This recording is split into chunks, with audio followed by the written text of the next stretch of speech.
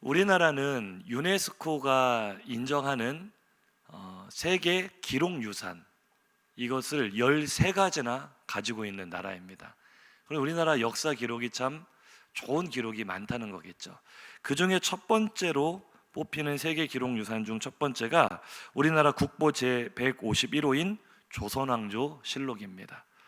이것은 태조 이성계부터 철종에 이르기까지 25대에 걸쳐 무려 472년 동안의 역사를 왕별로 기록한 책이에요. 세계에 존재하는 역사책 가운데 가장 긴 역사책입니다. 그런데 이 유네스코가 이 조선왕조 실록을 인정할 수밖에 없는 이유가 있습니다. 왜냐하면 이 책은 왕조차도 마음대로 열람을 하거나 수정을 할 수 없도록 철저하게 공정하게 기록할 수 있도록 보호된 책이기 때문에 이것이 오늘날까지도 굉장히 가치가 있는 역사적 사료로 남아 있는 거죠. 어느 정도로 철저했느냐? 조선왕조 실록을 설명하는 이런 글귀가 있습니다. 제가 한번 읽어드릴게요.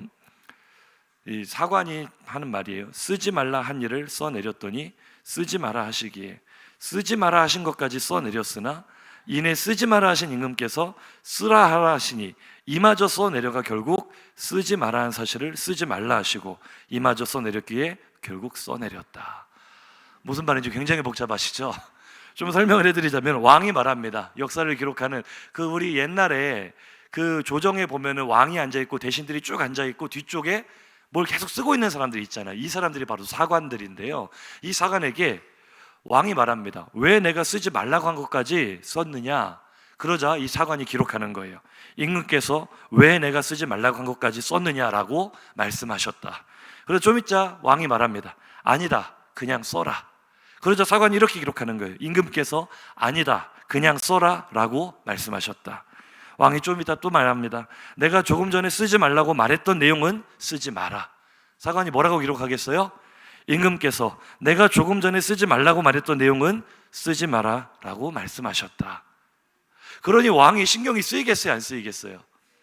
무슨 말만 하면 인간 목소리가 따로 없는 거예요. 그대로 다 받아 적습니다. 그래서 이 왕들이 사관 앞에서는 말과 행동을 참 조심했다 그래요.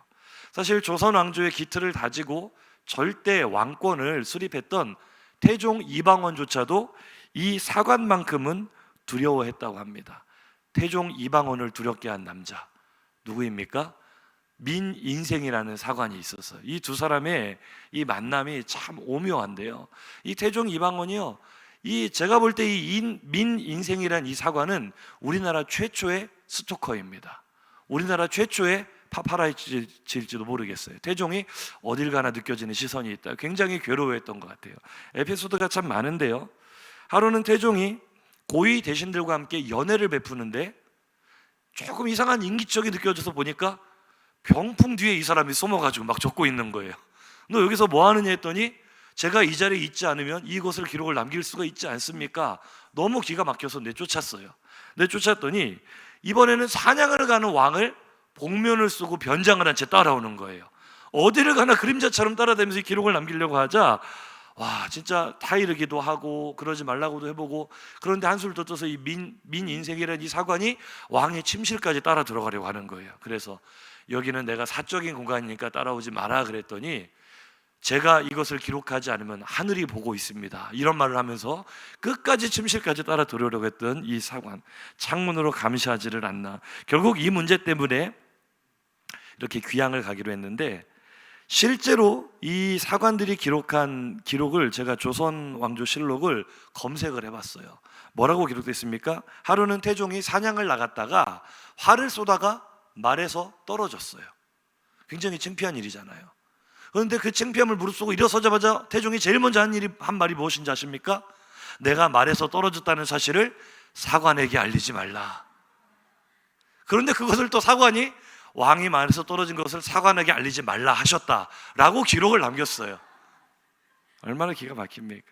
남아있는 기록이 이 정도니 유네스코가 인정할 만 하겠어요, 안 하겠어요? 이거는 역사적 사실이다, 인정을 하는 거죠. 그래서 지금까지도 세계 역사 기록으로 남아 있습니다. 한번 인사하시죠. 진실함은 어디에서나 인정받습니다. 이 진실함의 가치라는 것은요, 시간이 흐를수록 정직하다, 진실하다 이런 사람은 어디에서나 인정받는 사람이 되는 줄로 믿습니다. 오늘 본문을 보면 요셉이 꼭 그런 사람이었어요. 요셉은 그 신분이 이방인이었고 이집트에 잡혀온 히브리 노예였습니다. 어린 나이에 노예로 잡혔던 그 요셉이 어디까지 올라갔어요? 30살의 나이에 잡혀온 지 13년 만에 애굽의 2인자, 실질적으로는 애굽, 이집트를 통치하는 국무총리의 자리까지 올라갔으니 그 기득권층의 입장에서는, 이집트의 기존 귀족들의 입장에서는 이 요셉이 마음에 들었겠어요? 안 들었겠어요? 일반적으로 굉장히 많은 시기와 질투를 한 몸에 받았을 것 같잖아요. 그런데 그렇지 않은 것 같아요. 오늘 본문 16절 한번 읽어보겠습니다. 16절 시작. 요셉의 형들이 왔다는 소문이 바로의 궁에 들리매 바로와 그의 신하들이 기뻐하고. 아멘. 왕이야 요셉을 총애했으니까 그렇다 칠지라도 성경은 뭐라고 기록합니까? 바로와 그의 신하들, 모든 신하들이 요셉의 극적인 형제 상봉의 소식을 듣고 진심으로 기뻐하고 축하해 주는 거예요. 우리가 요셉이 어떤 삶을 살았는지 여기서 엿볼 수가 있는 거죠. 그는 국무총리의 자리에 올라서도 늘 교만하지 않고 정직했던 것 같습니다. 모든 사람에게 인정을 받은 만큼 요셉은 늘 그랬잖아요. 노예 생활을 할 때도, 감옥에 갇혔을 때도 정직함과 신실함으로 모든 사람에게 인정을 받았던 사람 아닙니까? 국무총리가 되어서도 늘 인정받는 삶을 사는 거예요. 정직하고 신실하게 사는 거예요. 저는 우리 화평교회 모든 성도들이 요셉처럼 어디에서나 인정받으시기를, 존귀하게 여김받으시기를 주님의 이름으로 축복합니다. 이 바로 왕은요, 한술 더 떠서 얼마나 이 요셉을 인정했는지 적극적으로 나서서 요셉의 가족들을 이집트로 이주하도록 길을 열어줍니다. 17절 18절입니다 시작. 바로는 요셉에게 이르되 내 형들에게 명령하기를 너희는 이렇게 하여 너희 양식을 싣고 가서 가나안 땅에 이르거든 너희 아버지와 너희 가족을 이끌고 내게로 오라. 내가 너희에게 애굽의 좋은 땅을 주리니 너희가 나라에 기름진 것을 먹으리라. 아멘. 요셉의 삶 너무나 멋지지 않습니까? 왕이 나서서 그를 축복하고 배려하고 그에게 좋은 것을, 구하기도 전에 좋은 것을 허락하는 삶. 한번 우리 인사하시죠. 우리도 요셉처럼 살아봅시다. 인정받으며 살아갑시다. 할렐루야. 이것이 바로 우리가 바라보는 비전이 되기를 주님의 이름으로 축복합니다. 사실 이 왕궁이라는 것은 그렇잖아요. 세계 동서고금을 막론하고 수많은 시기와 분쟁과 다툼이 있는 곳이 이 왕궁 아닙니까? 그런데 요셉은 그곳에서도 화평의 사람이었어요. 요셉이 가는 곳마다 시기와 질투와 분열이 끝나고 화평이 임합니다. 하나님의 평강이 임합니다. 그리고 모든 사람이 서로를 축복하는 하나님의 나라가 이루어집니다. 이것이 바로 채색 옷을 입은 요셉의 정체성이고 오늘 구원의 옷을 입고 살아가는 우리의 정체성인 줄로 믿습니다. 오늘 본문의 내용이 그래요. 제일 처음 채색 옷을 입은 사람이 누구였어요? 요셉 한 사람이었어요. 그런데 그 요셉을 통해 이제 형제들 모두가 존귀한 옷을 나누어 입게 됩니다. 이것이 바로 우리 교회의 비전 아닙니까? 한번 따라 하실까요?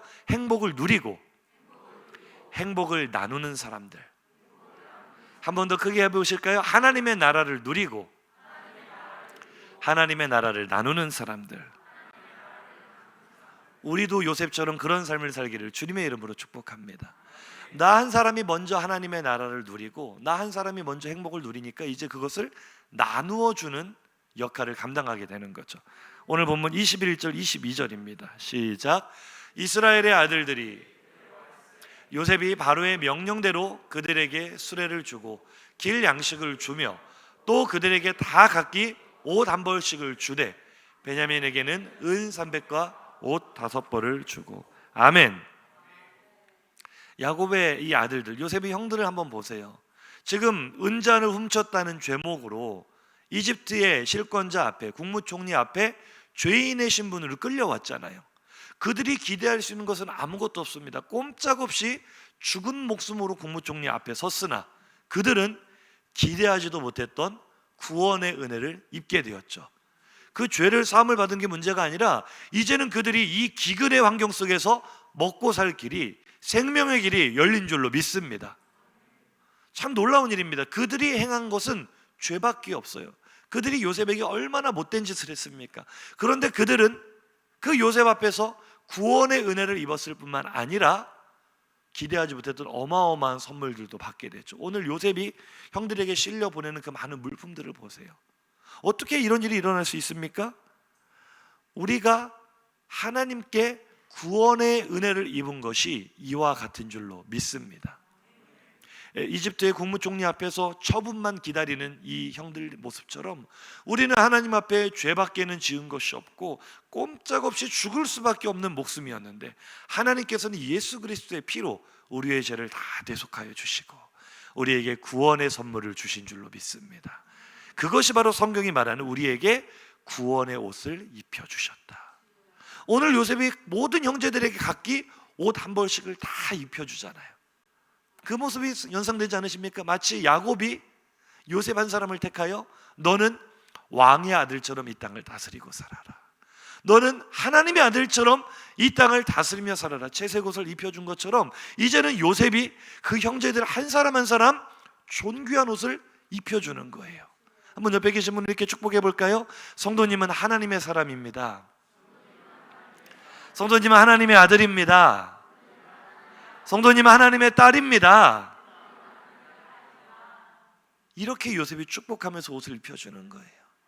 형님들은 존귀한 하나님의 자녀이니까 이제 이 존귀한 옷을 입고 하나님의 자녀답게 살아가십시오. 우리가 하나님께 얻은 구원의 은혜가 이와 같은 줄로 믿습니다. 갈라디아서 3장 27절 내용이 바로 그것입니다. 시작. 누구든지 그리스도와 합하기 위하여 세례를 받은 자는 그리스도로 옷 입었느니라. 아멘. 우리도 예수 그리스도로 옷 입고 살아가는 줄로 믿습니다. 옆에 계신 분이 어떤 옷을 입고 계신지 한번 바라보세요. 오늘 옷을 드레스 코드가 참 아름다운지 이 예배당에 어울리는 복장으로 오셨는지. 그런데 우리는 눈에 보이는 이 옷이 아니라 영적인 옷, 구원의 옷, 존귀한 옷을 바라볼 수 있었으면 좋겠습니다. 옆에 계신 분을 한 번만 더 축복할까요? 존귀한 옷을 입으셨군요. 가장 아름다운 옷을 입으셨습니다. 이것이 바로 예수 그리스도로 옷 입은 우리 성도들의 정체성인 줄로 믿습니다. 요셉이 채색 옷을 입고 어떤 삶을 살았는지 우리가 말씀을 통해 다 묵상했잖아요. 이제 우리도 그렇게 살아야 된다는 거예요. 우리가 옷의 가치에 걸맞는, 내가 입고 있는 옷의 신분에 걸맞는 하나님의 자녀로 행복을 누리고 나누는 하나님의 사람들로 사시기를 주님의 이름으로 축복합니다.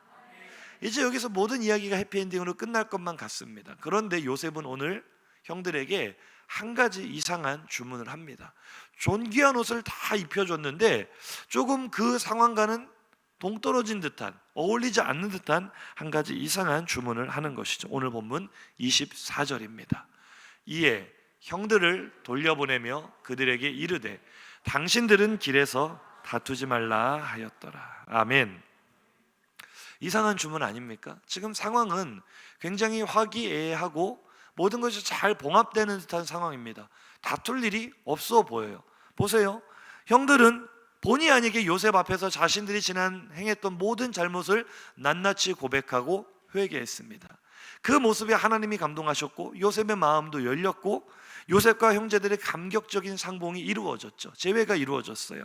요셉이 그들의 죄를 다 용서하면서 그들을 안심시켰습니다.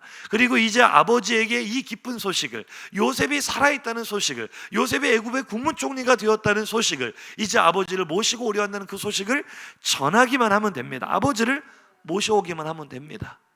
자, 걱정하고 근심할 일이 있어요, 없어요? 없어요. 모든 일이 잘 되고 있어요. 다툴 만한 일이 보입니까, 안 보입니까? 보이지 않아요. 그런데 요셉은 이상하게도 당신들은, 형님들은 길에서 다투시면 안 됩니다 라고 말을 하는 거예요. 이상하지 않습니까? 왜 그랬을까요? 아직도 요셉은 형들을 믿지 못하는 것일까요? 아직도 이 형들의 성품을 생각해 볼 때 그들이 믿을 만하지 않기 때문에, 그들을 완전히 용서하지 못하고 마음속에 묵은 감정이 있기 때문에 그래서 다투지 말라고 하는 것일까요? 그건 아닌 것 같아요. 이 말을 가만히 묵상을 해보니까, 이 말씀을 묵상해 보니까 요셉의 간곡한 부탁인 것 같습니다. 길에서 다투지 말라 했거든요. 우리가 신앙생활을 하는 여정 가운데 다툴 만한 일들이 많이 있다는 거예요. 그런데 요셉은 간곡히 부탁합니다. 형님들, 다투지 마십시오. 다투지 마십시오. 우리 한번 옆에 계신 성도님께 인사하실까요? 다투지 마소서. 한 번 더요. 다투지 마소서. 지금 요셉의 형들은 거룩하고 존귀한 옷을 입었습니다. 이제 이 옷에 맞는 신분으로 살아가야 됩니다. 다툴 일이 없어 보여요. 우리들 한번 볼까요? 우리들 모두는 예수 그리스도의 십자가 보혈로 구원을 받은 줄로 믿습니다. 구원받은 성도는 예수 그리스도로 옷을 입고 살아가는 줄로 믿습니다. 그런데 우리가 예수 그리스도로 옷 입고 살아가는 우리 신앙의 여정 가운데, 믿음의 길 가운데 다툴 만한 일들이 있다는 거예요. 우리가 구원을 받았으면 마땅히 구원의 은혜를 누리면서 살아야 되는데, 하나님의 나라를 누리면서 살아야 되는데, 행복을 누리면서 살아야 되는데, 그것을 누리지 못하도록 하는 독소들이 여전히 존재한다는 거예요. 그래서 요셉은 말합니다. 다투지 마소서. 도대체 무엇으로 인해 다투지 말라는 의미일까요? 첫 번째 한번 외쳐보겠습니다. 시작. 비교의식으로 인해 다투지 마소서. 한 번 더요. 시작. 비교의식으로 인해 다투지 마소서. 아멘. 사실 요셉과 형제들 사이에 일어난 이 비극의 모든 비극의 시작은 비교의식에서부터 출발했습니다. 설교했었지만 2주 전에 우리가 말씀을 나누었지만 야곱은 영적인 해안을 가지고 요셉에게 채색옷을 입혀줬어요. 영적인 의미가 있다 그랬죠. 이 요셉을 통하여 이스라엘을 거룩하게 하시는 채색옷의 주인공 요셉. 그런데 형들이 볼 때는 그것이 아버지의 편애와 차별로 느껴졌던 거예요. 그래서 형들의 마음에는 요셉에게 비교의식을 느끼고 있었고 열등감을 느끼고 있었고, 그것은 요셉에 대한 시기와 질투와 분노로 나타나게 됐습니다.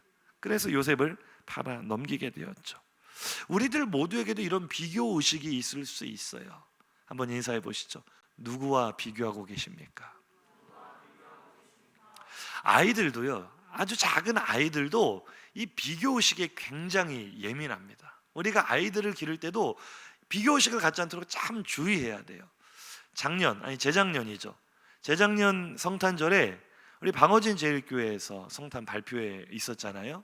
그때 이 방어진 제일교회 선교원에서 발표를 하는 시간이 있었는데, 그때 우리 온유가 그 방어진 제일교회 선교원 다니고 있었어요. 제가 이제 그때는 온유만 다니고 있는 줄 알았거든요. 이야기를 들어보니까 오늘 온유가 나와서 발표를 한다는 거예요. 그래서 가서 축하해줘야겠다 생각이 들어서 제가 예전에 고등부 사역할 때 아이들 주려고 뽑아놓은 인형 중에 하나를 예쁘게 포장을 해서 가지고 왔어요. 이거 온유한테 줘야지. 그때는 온유만 다니는 줄 알았으니까. 그리고 그 자리에 앉아서 딱 그 발표를 보는데 온유가 진짜 맨 앞줄에 나와서 예쁘게 율동을 하고 있더라고요. 흐뭇하게 바라보는데 제 시선이 뒤쪽에 꽂혔습니다. 뒤에 보니까 라임이도 같이 하고 있는 거예요. 그때만 해도 까맣게 몰랐는데 라임이하고 온유가 같이 다니고 있었구나, 같이 발표를 하는구나. 그런데 이제 큰일 났어요. 난감해졌어요. 왜요? 선물은 하나밖에 안 가져왔는데 애는 몇이에요? 우리 애가 둘이나 거기 가서 발표를 하고 있으니 큰일 났잖아요. 어떻게 하지 고민하고 있는 저에게 옆에 앉아있던 아내가 10,000원짜리 하나를 손에 꼭 쥐어주면서 이렇게 속삭였습니다. 빨리 가서 뽑아오세요. 그래서 제가 발표를 보다 말고 급히 밖으로 나와서 차를 몰고 일산지까지 가서 이 뽑기방을 전전하면서 극적으로 뽑아왔다는 거 아닙니까? 발표회가 마치기 전에. 왜냐하면 이 둘 중에 하나만 주고 제가 온유만 주고 라임이를 안 주면 라임이가 얼마나 실망하겠어요. 얼마나 마음에 상처가 되겠어요. 이 비교의식이 생기면 안 되는 거예요. 아이들도요 보면은 각각 다 다릅니다. 제가 저번에 어린이날에 선물을 줬던 것 같은데, 제가 이제 가지고 있는 모든 인형 대방출이다, 우리 애들 다 줘야 되겠다 하는데요, 그것도 아이들이 뭐를 가져갈 것인가를 제가 다 마음속에 아마 이걸 가져갈 것 같다라고 예상한 대로 가져가더라고요. 아이들이요 특성이 다 다릅니다. 예를 들면 우리 유리나 은석이 같이 이 뚜렷한 개성이 있는 아이들은 뭐 언니하고 나하고 똑같거나 말거나 상관이 없어요. 그냥 자기 마음에 드는 걸 가져가면 돼요. 그런데 우리 하율이나 하랑이는요 꼭 같은 인형을 커플로 줘야 돼요. 안 그러면 싸울 수도 있습니다. 꼭 그렇게 가져가더라고요. 비교의식을 아이들이 가지면 안 돼요. 제가 쭉 보니까 영빈이도 이렇게 인형을 가져갔어요. 그런데 보니까 영훈이만 남자애라 소외받을 수 있잖아요. 그러니까 또 고민하는 거예요. 영훈이한테 뭘 줘야 되냐. 가만히 생각해 보니까 제가 고등부 사역할 때 아이들이 성경 암송 대회에서 이 상을 받아가지고 달란트 시장을 했는데, 목사님 선물이에요 하고 뭔가를 사왔어요. 목사님이 정말 좋아하실 만한 것을 사왔다고 가져왔는데 그게 뭐냐면 무선 조종하는 자동차였어요. 아이들이 저를 너무나 잘 아는 것 같아요. 제가 이거를 차마 포장도 개봉하지 못하고 한 3년은 그냥 제가 가만히 전시만 해놓고 있었어요. 이거를 어떻게 해야 되나, 제가 그걸 가지고 놀 수는 없잖아요. 근데 마침 그게 딱 눈에 보이니까 이거를 영훈이를 주면 좋겠다. 왜요? 다 주는데 누군가 한 사람 소외를 받으면 거기서부터 비교의식이 생기는 것이거든요. 옆에 계신 분들에게 한 번 더 인사하시죠. 비교의식을 가지고 계시지는 않습니까? 아이들만 그렇습니까? 어른들도 똑같아요. 끊임없이 자신과 다른 사람을 비교하며 상처를 받고 내면에서부터 다툼이 일어납니다. 우리가 예수 그리스도로 옷 입고 구원받은 성도의 삶을 살아가면서도 이 비교의식 때문에 우리 안에 일어나는 다툼으로 인하여 실족할 때가 얼마나 많은지 몰라요. 오늘 본문 21절 22절 다시 한번 보겠습니다. 시작. 이스라엘의 아들들이 그대로 할세 요셉이 바로의 명령대로 그들에게 수레를 주고 길 양식을 주며 또 그들에게 다 각기 옷 한 벌씩을 주되 베냐민에게는 은 300과 옷 5벌을 주고. 아멘. 요셉의 형제들은 지금 다 존귀한 옷을 한 벌씩 입었습니다. 우리가 하나님께 받은 구원의 은혜, 구원의 선물은 무엇과도 비교할 수 없는 가장 영광스럽고 존귀한 것인 줄로 믿습니다. 구원의 은혜가 있죠. 감격이 있죠. 기쁨이 있죠. 이렇게 살아갑니다. 그런데 하나님께서 구원의 은혜는 모두에게 동일하게 주시지만 이것이 은혜의 원리예요. 그런데 각 사람에게 나누어 주시는 은사는 각기 다르다는 거죠. 이게 신학적으로 하나님의 동일 분배의 원칙과 상위 분배의 원칙이 있는데 어떤 경우에는 같은 은혜를 주시는 것 같으면서도 또 각기 다른 모양으로 은사를 주신단 말이죠. 그런데 문제는 이것은 하나님의 차별이 아니라 각 사람의 지으심과 쓰임에 합당한 하나님의 섭리인 줄로 믿습니다. 각 사람에게 주신 달란트가 다른 거예요. 그런데 문제는 우리가 이것을 비교의식으로 받아들인다는 것이죠. 한번 인사하시죠. 하나님은 절대 우리를 비교하지 않으십니다. 그런데 우리는 이것을 비교의식으로 받아들여요. 그때부터 우리 마음속에 다툼이 일어나기 시작합니다. 주님께 받은 구원의 은혜만 생각할 때는 그렇게 감격이 되고 행복하고 좋았는데 비교의식이 들어온 순간 저 사람은 저런데 나는 왜 이래? 비교하면서 내 마음의 기쁨이 사라지는 거예요. 구원의 은혜가, 감격이 사라지는 거예요. 오늘 영들이 처음 요셉에게 존귀한 옷을 입었을 때는 얼마나 기뻤겠어요? 얼마나 행복했겠어요? 묵은 감정이 다 사라졌겠죠. 그런데 누구를 보니까, 베냐민을 보니까 베냐민은 옷을 몇 벌이나 얻었어요? 나는 한 벌인데 쟤는 5벌이네. 또 은 300도 얻었어요. 어떤 학자들은 이게 노동자의 30년의 연봉에 해당되는 어마어마한 금액이라고 해석을 하더라고요. 그 모습을 바라보는 순간 내가 받은 은혜에 대한 감사가 사라져버리는 거예요. 감격이 사라져버리는 거예요. 제세교수에 대한 시기와 다툼으로 이 비극이 시작이 되었는데 우리가 이 본문을 어떻게 봐야 될까요? 요셉이 단지 자신의 친동생이기 때문에 유일한 친동생인 베냐민에게만 특별한 호의를 베푸는 것으로 표면적으로는 읽을 수 있겠지만 저는 이것이 야곱의 아들들에 대한 하나님의 테스트로 보여집니다. 처음에 시기와 질투로 시작한 비극을 제대로 봉합할 수 있는 길은 이제는 베냐민이 나보다 더 많은 것을 받아도, 베냐민만 5벌을 얻어도 하나님 만족합니다. 하나님 감사합니다. 비교의식이 온전히 사라질 때 그들에게 은혜의 길이 활짝 열리는 줄로 믿으시기 바랍니다. 아멘. 마태복음 25장을 보면 하나님께서 세 종에게 달란트를 나누어 주시는데 5달란트를 받은 사람이 있고 2달란트를 받은 사람이 있고 1달란트를 받은 사람이 있었어요. 우리는 이것을 차별로 받아들입니다. 차이라고 생각합니다. 비교의식을 갖습니다. 하지만 하나님은 어떻게 말씀하십니까? 5달란트를 남긴 사람에게나 2달란트를 남긴 사람에게나 차별을 하세요, 안 하세요? 토시 하나도 틀림없이 똑같이 칭찬하십니다. 잘하였도다 착하고 충성된 종아, 네가 적은 일에 충성하였으니 이제는 주인, 내가 많은 것을 내게 맡길 것이다. 내 주인의 즐거움에 참여할지어다. 하나님 우리를 차별하지 않으시는 줄로 믿습니다.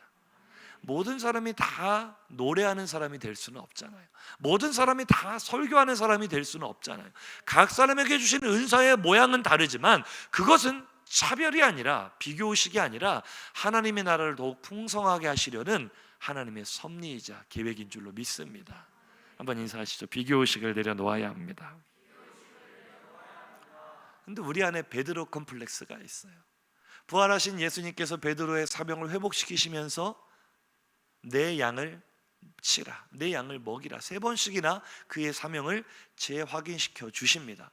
그러면서 베드로에게 이런 말씀을 하시죠. 앞으로 베드로가 어떠한 죽음으로 하나님께 영광을 올리게 될지를 말씀하실 때, 네가 젊어서는 스스로 띠뛰고 네가 원하는 곳으로 다녔지만 이제 늙어서는 사람들이 네 팔을 벌리리니 사람들이 너에게 띠를 띄워주고 네가 원하지 않는 곳으로 데려가게 될 것이다. 이것은 베드로가 앞으로 순교의 방법을 통해서 하나님께 영광을 돌릴 것을 말씀하시는 말씀이었어요. 그러면 가장 합당한 베드로의 반응은 무엇입니까? 아멘 하고 순종하면 되는 거예요. 근데 성경은 이때 굉장히 이 렌즈를 재밌는 쪽으로 전환을 시켜서 이렇게 말합니다. 베드로가 그 예수님께 사명을 듣고 눈을 들어 제일 먼저 본 것은 예수님의 뒤를 따르는 것이 나 혼자가 아니라 요한도 예수님의 뒤를 따르고 있는 것을 바라보았어요. 그때 베드로는 자신의 사명에 대해서 예수님께 묻는 것이 아니라, 자신이 받은 은혜에 대해서 주님께 감사하는 것이 아니라, 베드로의 첫 번째 질문은 이것이었습니다. 주님, 이 사람은 어떻게 되겠습니까? 우리 성경 한번 읽어보시죠. 요한복음 21장 21절 이하입니다. 시작. 이에 베드로가 그를 보고 예수께 여짜오되 주님, 이 사람은 어떻게 되겠사옵나이까? 예수께서 이르시되 내가 올 때까지 그를 머물게 하고자 할지라도 내게 무슨 상관이냐? 너는 나를 따르라 하시더라. 아멘. 베드로 컴플렉스는요, 내가 받은 은혜를 바라보는 것이 아니라 내 옆에 있는 다른 사람, 이 사람이 주님을 따르는 것을 바라보면서 저 사람이 나보다 큰지 작은지를 자꾸 비교하는 거예요. 이게 우리 안에도 다 있어요. 베드로 컴플렉스를 내려놓으시기를 주님의 이름으로 축복합니다. 주님은요, 나 자신에게 관심이 있으시지, 내게 주신 관계, 내게 주신 사명 속에서 주님과 내가 관계를 맺기 원하시지, 나와 주님의 사이에 다른 사람이 끼어드는 것을 원하지 않으십니다. 주님을 바라볼 수 있기를 주님의 이름으로 축복합니다. 바울 콤플렉스도 있습니다. 바울은요, 자신의 육체에 나타나는 이 치명적인 질병이 너무나 고통스럽고 부끄러웠어요. 얼마나 이것이 심각했는지 바울은 이것이 육체의 가시다, 사탄의 사자다라고 말을 합니다. 학자들은 그것이 안질 혹은 간질이었을 것이다 추정을 하지만, 어느 쪽이든 바울이 사명을 감당하는데 치명적인 컴플렉스였으면 틀림이 없습니다. 바울이 이것이 떠나가기를 위해서 3번이나 주님께 특별 기도를 합니다. 오늘날로 말하면 특별 금식 기도를 했다는 얘기예요. 하나님, 이 질병이 내게서 떠나가게 해주십시오. 이때 바울의 기도는 이런 것이었을 것입니다. 하나님, 나도 다른 사람들처럼 건강한 몸을 가지고 주님을 따르고 싶습니다. 나도 다른 사람들처럼 이 육체의 부끄러움이 없이 온전한 몸으로 주님을 섬기고 싶습니다. 그러니 이것을 내게서 떠나가게 해주십시오. 그렇게 기도했을 거예요. 그때 하나님의 응답은 무엇이었습니까? 고린도서 12장 8절 이하입니다. 시작. 이것이 내게서 떠나가게 하기 위하여 내가 3번 주께 간구하였더니 나에게 이르시기를 내 은혜가 내게 족하도다. 이는 내 능력이 약한 데서 온전하여짐이라 하신지라. 아멘. 한번 인사하시죠. 내게 주신 은혜가 충분합니다. 할렐루야. 하나님은 나와 하나님의 1:1 깊은 관계를 갖기를 원하세요. 그 사이에 누구도 끼어들지 않기를 원하시는 줄로 믿으시기 바랍니다. 근데 우리는 꼭 나와 하나님 사이에 누군가를 끼워 넣어요. 하나님, 저 사람은 건강한 몸으로 주님을 섬기는데요, 저 사람은 유창한 언변으로 주님을 섬기는데요, 저 사람은 참 아름다운 달란트가 많은데요, 왜 나는 이렇게 생겼죠? 내게도 이런 걸 주세요 라고 고백할 때, 주님께 부르짖을 때 주님은 항상 말씀하십니다. 너에게 내가 허락한 은혜가 부족하냐 물어보시는 거예요. 너에게 내가 허락한 은혜가 너에게 충분하다, 내게 족하도다. 비교의식을 내려놓으라는 말인 줄로 믿습니다. 제가 목포에 있을 때는 한 번도 그래 본 적이 없는데 울산에 온 뒤로 유튜브 조회수에 굉장히 민감해졌습니다. 아니, 이게 참 그렇게 되더라고요. 제가 우리 시원이가 방송실에서 얼마나 고생하는지 몰라요. 성도님들 예배 마치고 다 귀가하신 후에도 마지막까지 남아서 이 오늘 설교를 편집을 하고 이것을 유튜브에 업로드하는데 시간이 오래 걸려요. 정말 이 어린 학생인데 얼마나 귀하게 헌신하고 있습니까? 만날 때마다 늘 격려해 주시고 축복해 주시기를 부탁드립니다. 근데 시원이가 이제 올릴 시간쯤이 되면 제가 확인을 해본단 말이에요. 잘 올라왔는가? 제가 몇 주 전이어서 또 확인하려고 보니까 예배 마치고 뭐 1시간 정도나 지나니까 바로 올라오더라고요. 그래서 시원이가 잘 올렸구나 하고 딱 클릭을 해봤더니 세상에 벌써 9명이나 이 설교를 본 거예요. 야, 어떤 참 복받을 사람들이 이렇게 올라오자마자 따끈따끈한 설교를 벌써 들었나, 기쁜 마음으로 이렇게 이거를 바라봤는데 바로 옆에 연관 동영상으로 강은도 목사님 그날 주일 설교가 올라와 있는 거예요. 똑같이 올라온 지 몇 분 안 되는 따끈따끈한 설교라서 제가 클릭을 해봤습니다. 4,000명이 봤더라고요. 그것을 보는 순간 제 안에 순간적으로 저와 그분이 비교 대상이 아님에도 불구하고, 비교할 만한 뭐 레벨이 아님에도 불구하고 순간적으로 제 자신이 얼마나 초라해지던지, 이것이 바로 함정입니다. 한번 인사하시죠. 함정입니다. 함정입니다. 우리가 구원의 은혜를 입었지만, 거룩하고 존귀한 옷을 입고 살아가지만 그 하나님의 나라를 누리지 못하는 가장 큰 원인이 바로 여기 있는 거예요. 우리는 끊임없이 나와 하나님 사이에 다른 대상을 끼워 넣어서 비교합니다. 그 사람에 비해서 내가 좀 뛰어나다 우월감을 느끼면 교만해지고요, 그 사람에 비해 내가 좀 부족하다 느껴지면 열등감을 느끼며 좌절하고 낙심합니다. 그런데 하나님은 내가 받은 은혜와 은사가 이미 충분하다고 말씀하시는 줄로 믿습니다. 베냐민이 5배나 더 많이 받았으면 어때요? 요한이 나보다 더 하나님께 사랑받는 것처럼 보이면 어때요? 나보다 더 넓게 귀하게 쓰임받는 목사님 있으면 어때요? 그분이 어떻게 쓰임받는가에 상관없이 나와 하나님과의 관계에서 내가 받은 은혜는 이미 충분한 줄로 믿으시기 바랍니다. 다른 사람이 내가 눈에 볼 때는 하나님께서 더 사랑하는 것처럼 보일지라도 그것이 결코 내가 받은 은혜를 초라하게 만들 수 없는 줄로 믿으시기 바랍니다. 한번 인사하시죠. 비교의식에서 벗어납시다. 비교의식으로 다투지 맙시다. 성도님들, 그러실 때 있지 않으세요? 저 사람 기도는 참 잘 들어주시는데 내 기도는 안 들어주시는 것 같고, 똑같이 신앙생활을 하면서도 저 사람은 하는 일마다 잘 되고 잘 풀리고 승승장구하는데 나는 자꾸만 막히고 꼬이고 어려움만 지고, 이것 때문에 마음이 상할 때 있지 않으세요? 하나님께 부르짖어 기도할 때마다 하나님 왜 나에게는 이렇게 박대하시느냐고 비교의식에 사로잡혀서 우리가 기쁨을 빼앗기고 살고 있지는 않습니까? 내가 받은 은혜를 바라보시기 바랍니다. 내가 입고 있는 구원의 옷, 존귀한 옷을 바라보시기 바랍니다.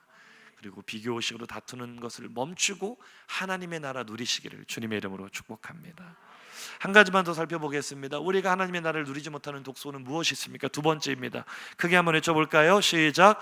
죄책감으로 인해 다투지 마소서. 한 번 더 하겠습니다. 죄책감으로 인해 다투지 마소서. 우리는 무엇으로 인해 다투지 말아야 됩니까? 죄책감이에요. 죄책감. 요셉이 아버지께 기쁜 소식을 전하러 가는 형들에게 다투지 말라라고 말하는 이유가 무엇입니까? 그 또 다른 의미가 바로 죄책감에 짓눌려서 서로 책임을 전가하고 싸우지 말라는 의미였어요. 하나님이 주신 은혜와 감격을 죄책감 때문에 빼앗기지 말라는 거죠. 오늘 본문에서 다투다로 번역된 히브리어 단어 라가즈라는 단어는 격노하다, 성나게 하다는 의미도 있지만 본래 의미는 떨다, 두려워하다, 불안해하다라는 뜻입니다. 구원의 은혜를 입었지만 여전히 죄책감에 사로잡혀서 불안해하는 성도들이 있습니다. 두려워하는 성도들이 있습니다. 하나님께 가까이 나아가기를 주저하는 성도들이 있습니다. 제가 지난주에도 청년 한 명 간단하게 상담을 하는데 그런 마음이 있더라고요. 늘 하나님 앞에서 부끄러운 모습, 열등감, 죄책감, 이런 마음에 사로잡혀서 하나님께로 더 이상 다가가지 못하고 거리가 늘 벌어져 있는 이런 상태. 그런데 우리가 죄책감을 느끼고 있다는 것은요, 내가 주님 앞에 아직 온전히 회개하지 못했거나 아니면 십자가의 의미를 오해하는 것입니다. 주님은 내가 죄책감으로부터 벗어나 자유를 누리기를 원하시는 줄로 믿습니다. 근데 사탄은 늘 우리에게 죄책감을 심어줘요. 너는 이거밖에 안 되는 사람 아니냐고, 너 같은 사람을 하나님께서 사랑하실 리가 있겠느냐고 자꾸만 우리를 마음을 주저앉힙니다. 형제들도 그랬어요. 창세기 42장 21절 이하를 한번 읽어보세요. 시작. 그들이 서로 말하되 우리가 아우의 일로 말미암아 범죄하였도다. 그가 우리에게 애걸할 때 그 마음의 괴로움을 보고도 듣지 아니하였으므로 이 괴로움이 우리에게 임하도다. 르우벤이 그들에게 대답하여 이르되 내가 너희에게 그 아이에 대하여 죄를 짓지 말라고 하지 아니하였더냐. 그래도 너희가 듣지 아니하였느니라. 그러므로 그의 핏값을 치르게 되었도다 하니. 아멘. 형제들이 요셉 국무총리가 된 요셉 앞에 아직 그 정체를 모르고 앞에 섰을 때는 그들이 요셉을 팔아넘긴 지 무려 22년이나 지난 후였습니다. 잊혀질 만도 한데 강산이 2번 이상이나 변했을 텐데 그들의 마음은 여전히 죄책감으로 짓눌리고 있었어요. 그들의 인생에 어려운 일이 생길 때마다, 난감한 상황이 생길 때마다, 위기가 생길 때마다 그들은 서로 다툽니다. 네가 잘못해서 그렇다. 우리가 동생의 그 부르짖음을 듣고서도 그에게 잘못했기 때문에 우리가 이런 어려움을 당하는 것이다. 이것이 죄책감의 본 모습입니다. 시간이 아무리 흘러도 죄책감은 우리를 자유를 누리지 못하게 만듭니다. 우리를 두려워하게 만듭니다. 불안하게 만듭니다. 하나님의 나라를 누릴 수가 없는 것이죠. 베드로도 그랬어요. 죄책감 때문에 얼마나 초라해지는지 몰라. 요한복음 21장 3절입니다. 시작. 시몬 베드로가 나는 물고기 잡으러 가노라 하니 그들이 우리도 함께 가겠다 하고 나가서 배에 올랐으나 그날 밤에 아무것도 잡지 못하였더니. 아멘. 부활하신 주님을 이미 몇 번이나 만난 상황이에요. 하지만 베드로는 내가 주님을 3번이나 부인했다는, 내가 주님을 배반했다는 죄책감으로부터 벗어나지를 못했습니다. 그래서 선뜻 부활하신 주님을 따라 나서지 못하고 나는 물고기 잡으러 가노라 예전의 삶으로 돌아가는 거예요. 그런데 밤이 새도록 아무것도 얻지 못하는 공허한 인생을 살아갑니다. 우리 중에 혹시 그런 분들 계시지 않습니까? 예수를 믿는데 구원의 은혜를 누리기보다는, 하나님의 나라 행복을 누리기보다는 늘 죄책감에 불안해하며 주님과의 거리가 가까워지질 못하며 괴로워하시는 분들이 계시지 않습니까? 하나님, 우리가 우리의 연약함이나 실수나 죄악 때문에 죄책감에 짓눌려 있는 것을 기뻐하지 않으십니다. 우리가 진정으로 주 앞에 회개하며 하나님과의 관계 회복하기를 원하시는 줄로 믿으시기 바랍니다. 그래서 주님이 베드로를 먼저 찾아오시는 거잖아요. 요한의 아들 시몬아, 네가 이 사람들보다 나를 더 사랑하느냐 물으시는 이유가 뭐예요? 그의 죄책감을 씻어주시고 그를 회복시켜 주시기 위해서. 오늘 요셉의 형들이, 요셉이 살아있습니다, 요셉이 국무총리가 됐습니다, 요셉이 아버지를 애굽으로 모셔오고 싶어 하십니다라는 기쁜 소식을 전하기 위해서는 반드시 넘어야 하는 관문이 있습니다. 그들이 22년 전에 아버지께 씻을 수 없는 죄를 지었잖아요. 요셉을 애굽에 팔아 넘겨버리고 그의 옷을 찢어서 염소 피를 묻혀서 아버지를 감쪽같이 속이고 22년의 세월 동안 아버지가 지옥 같은 고통을 경험하도록 그렇게 그들은 죄를 짓고 살았잖아요. 이제 아버지에게 요셉이 살아있다고 말하기 위해서는 반드시 자신들이 지었던 부끄러운 죄를 고백을 해야 되는 순간이 찾아오는 거예요. 그래서 그들은 갈등합니다. 그 죄책감 때문에 그들의 내면에서부터 다툼이 일어납니다. 요셉이 그것을 알았기 때문에 형님들 다투지 마소서 부탁하는 거예요. 우리가 죄 때문에, 죄에 짓눌려서 죄책감 때문에 하나님과의 관계가 멀어졌다면 그것을 풀 수 있는 가장 빠르고 확실한 길은 하나님 앞에 우리의 죄악을 낱낱이 고백하고 온전히 회개하는 것인 줄로 믿습니다. 아버지에게 용서를 구하며 아버지와 관계를 회복할 때 진정으로 하나님의 나라를 누리게 되는 줄로 믿습니다. 한번 인사하시죠. 죄책감 때문에 다투지 맙시다. 사랑하는 성도님들, 아직 해결되지 않은 은밀한 죄악 때문에 하나님과의 관계가 멀어져 있다면, 여전히 죄책감에 짓눌리며 마음속에 불안과 염려가 있다면 그것을 내려놓고 회개를 통해 하나님과 관계 회복하시기를 원합니다. 그때 우리가 하나님의 나라를 누리게 될 줄로 믿으시기 바랍니다. 말씀을 줄여 마치려 합니다. 한번 질문해 보겠습니다. 행복하십니까? 행복하십니까? 예수를 믿었다는 것은, 구원받았다는 것은 행복한 삶을 누리며 살아가는 것을 의미합니다.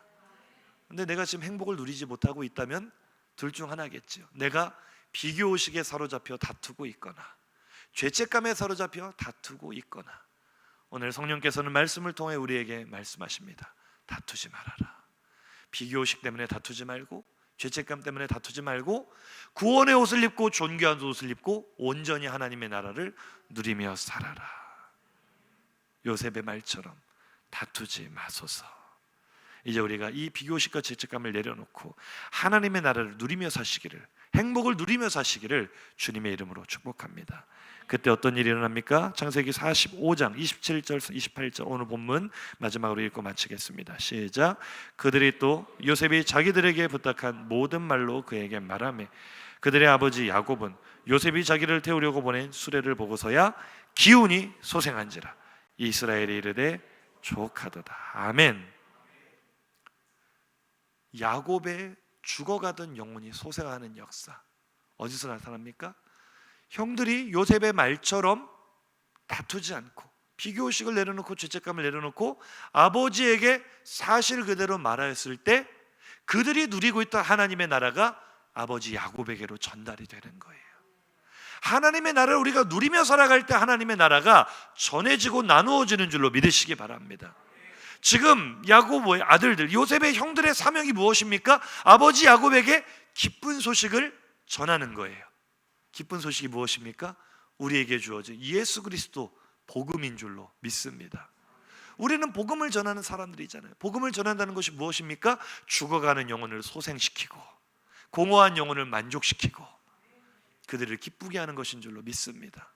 근데 그것은 말로만 이루어지지 않아요. 아무리 예수 믿으라고 외쳐도 그 말로써 이루어지는 하나님의 나라가 아니고 언제 이루어집니까? 따라하시죠. 내가 먼저 하나님의 나라를 누릴 때 그 나라가 전달되는 줄로 믿으시기 바랍니다. 그래서 우리 교회 평생표가 이거예요. 한번 따라하시죠. 행복을 누리고 행복을 나누는 교회. 더 크게 따라하시죠. 하나님의 나라를 누리고 하나님의 나라를 나누는 교회. 우리가 그렇게 되기를 주님의 이름으로 축복합니다. 하나님은 우리의 연약함을 아십니다. 우리의 무너지는 모습을 알고 계십니다. 하지만 하나님은 우리가 그 모든 모습을 내려놓고 죄책감에서 벗어나 비교의식에서 벗어나 하나님의 날개 아래 거하는 기쁨을 누리며 살기를 원하십니다. 그래서 우리를 통해 하나님의 나라를 나누게 하시고 이 땅에 하나님의 나라를 임하게 하십니다. 오늘 비교의식을 내려놓으시고 죄책감을 내려놓으시고 주님의 날개 아래 거하며 주님과 동행하는 기쁨 누리시기를, 행복을 누리며 행복을 나누는 삶을 사시기를 주님의 이름으로 축복합니다. 들은 말씀 생각하시며 결단의 찬양으로 나아갑니다. 내 모습 이대로 주님 사랑해 주십니다.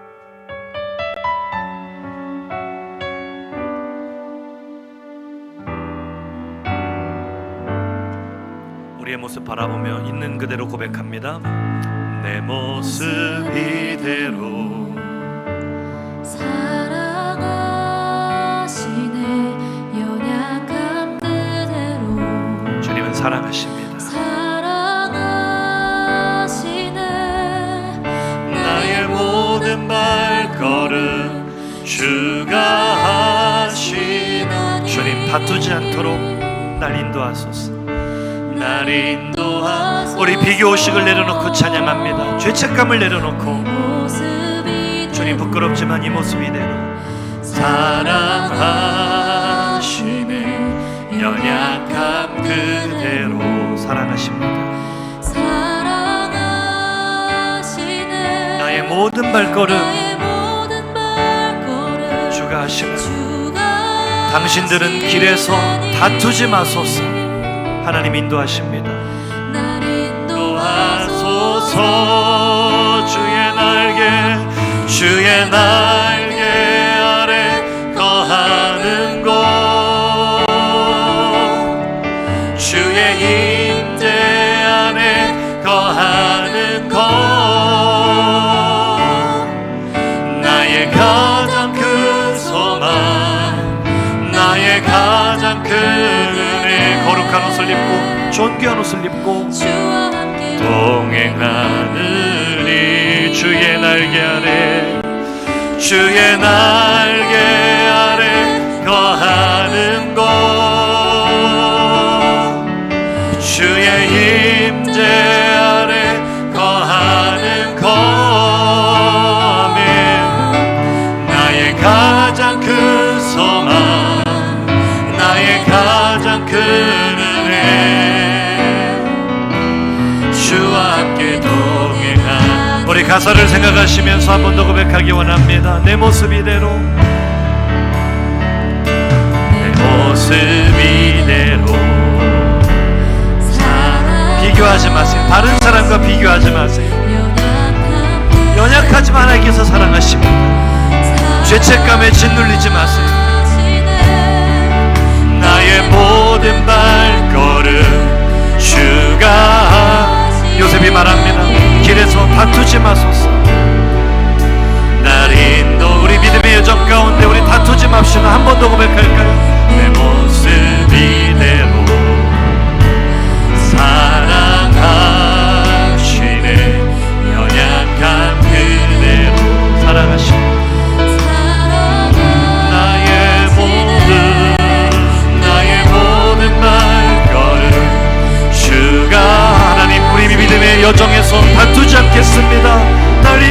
인도하소서.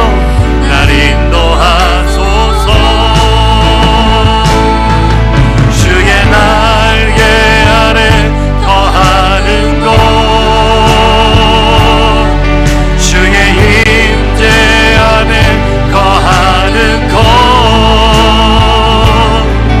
나의 가장 큰 소망, 나의 가장 내 은혜가 내게 족합니다. 주님과 동행하기만 한다면, 주님의 날개 아래 거하기만 한다면 비교할 것도 없고 죄책감에 누릴 것도 없습니다. 주님, 내가 원하는 삶은 주님의 날개 아래 거하며 주님과 동행하는 삶입니다.